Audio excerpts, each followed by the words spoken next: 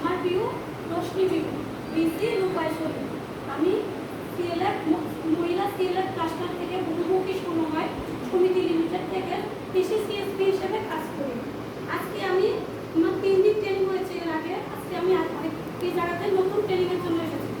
আজকে আমি যেটুকু ম্যামের থেকে বুঝেছি যে আমাদের বুঝতে হবে কোন ফসলের সাথে কোন ফসলের পরে কোন ফসলটা লাগাবো, তারপর কি ফসলের মধ্যে পোকামাকড় ধরলে আমাদের ফেনোরেফেন একটা যে হলুদ জাতীয় নতুন এটা দিয়েছে, এটা লাগাতে হবে। এটা বীজ আসার আগে অঙ্কুর যখন থাকবে তখন আমাদের বড় করে লাগাতে হবে।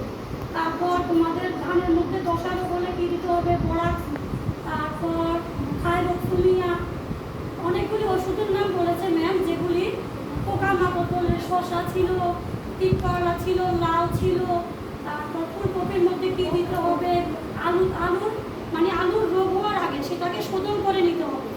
হ্যাঁ, এগুলি আমাদের বলেছে। আর বলেছে তোমাদের সবাইকে যাতে কৃষকের সঙ্গে, তোমাদের এভাবে কাজ করলে হবে না, তোমাদের সবাইকে কৃষকের সঙ্গে মিশতে হবে। প্রত্যেকটা কৃষকের সঙ্গে মিশে তারপর তোমরা ভালোভাবে কাজ করতে পারো। আমি আজকের ট্রেনিংয়ে এইটুকুই বুঝতে পেরেছি।